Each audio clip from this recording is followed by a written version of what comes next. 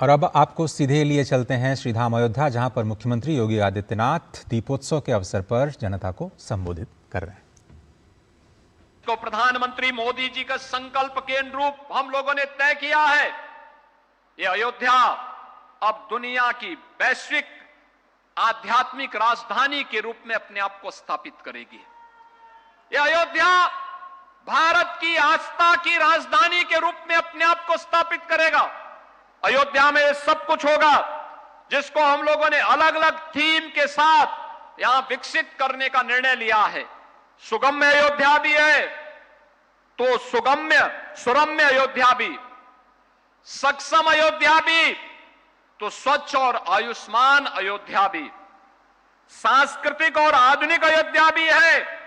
तो भावनात्मक अयोध्या भी आज हर भारतीय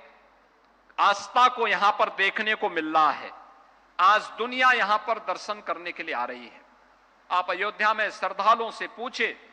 तो कश्मीर से लेके कन्याकुमारी तक, कोहिमा से लेके कच्छ तक, भारत के हर राज्य का श्रद्धालु बड़ी आस्था के साथ आता है। दुनिया के अंदर जहां कहीं सनातन धर्मावलंबी रहता है वह भी बड़ी आस्था के साथ यहां आता है और दुनिया के इस वैश्विक आध्यात्मिक राजधानी का दर्शन करके अपने आप को गौरव की अनुभूति करता है। बहनों और भाइयों, राम राज्य की अवधारणा थी, नहीं दरिद्र को दुखी न दीना, नहीं कहो अबुद न लक्षण हीना। आपने देखा होगा आज नए भारत में सब हम सबको देखने को मिल रहा है। जब एक गरीब के घर में शौचालय बनता है, एक गरीब को उसके सिर को ढकने के लिए छत मिलता है, एक माता को जब उसके घर में रसोई जलाने के लिए उज्ज्वला योजना का कनेक्शन मिलता है, एक गरीब को 5 लाख रुपए की स्वास्थ्य बीमा का निशुल्क बीमा का कवर प्राप्त होता है, जब 80 करोड़ लोगों को कोरोना कालखंड से लेकर के लगातार 80 कोटि लोगों को निशुल्क राशन की सुविधा का लाभ प्राप्त होता है, जब नौजवानों के लिए रोजगार की सुविधा उपलब्ध होती है, अन्नदाता किसानों के लिए तमाम प्रकार की सुविधाएं, उसके खेत में सिंचाई की सुविधा हो, उसको तकनीकी जानकारी हो, अच्छी क्वालिटी के बीज हो या उसको बीज के बाद फसल को बाजार तक पहुंचाने की गारंटी हो, जब ये प्राप्त होती है, जब स्वदेशी का आह्वान करके प्रधानमंत्री मोदी जी हर भारतवासी को अपने हस्तशिल्पी और कारीगरों के सम्मान करने का आह्वान करते हैं, तो भारत की हर प्रतिभा अपने अपने क्षेत्र में आत्मनिर्भर भारत और विकसित भारत की संकल्पना के साथ जुड़ता है। और आज यही कारण है कि हर क्षेत्र में राम राज्य की इस अवधारणा को कि नहीं दरिद्र को दुखी न दीना, नहीं कहो अबुद न लक्षण हीना, या हम सबको नए भारत में और नए भारत के नए उत्तर प्रदेश में भी देखने को मिलता है, जहां पर दैहिक दैविक भौतिक तापा राम राज नहीं काहू व्यापा। यह आज हम सबको देखने को मिल रहा है। बहनों और भाइयों, आज वही उत्तर प्रदेश है जिस उत्तर प्रदेश में भगवान राम के राम राज्य में तीनों प्रकार के दुखों के लिए कोई स्थान नहीं। वो तीनों प्रकार का दुख उसके पास दैवीय आपदा से निपटने के लिए भी प्रभु की कृपा है, उसके पास भौतिक तापों से निपटने के लिए भी किसी प्रकार की कोई आपराधिक घटना न हो, कोई किसी प्रकार की उग्रवादी घटना के शिकार न होने पाए, किसी प्रकार की अराजकता का शिकार न होने पाए, इसके लिए भी प्रभु की कृपा, और साथ साथ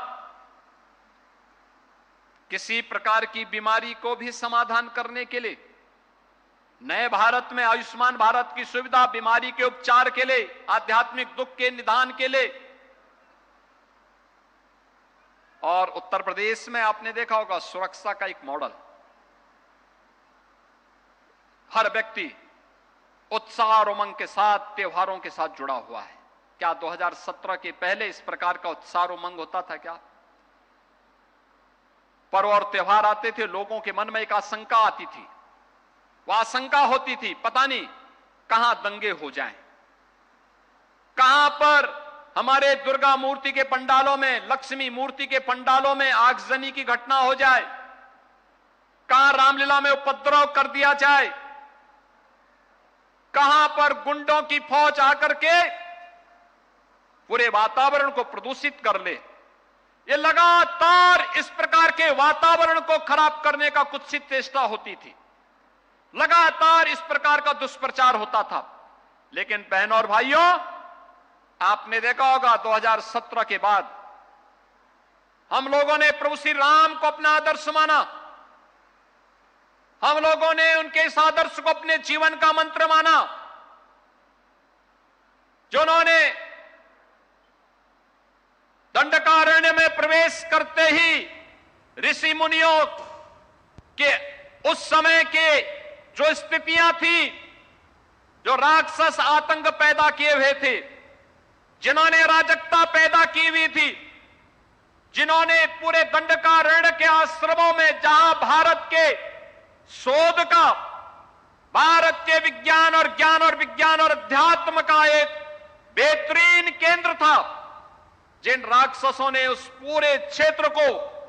एक वीरान क्षेत्र और शमशान बनाने का काम किया था, उन सब के लिए भगवान राम का जो संकल्प था, वह संकल्प आज भी हम सबके जीवन का मंत्र है। भगवान राम ने उस समय राक्षस विहीन करने का, आतंक विहीन करने का जो संकल्प उस समय दंडकारण्य के लिए और पूरे आर्यावर्त के लिए किया था,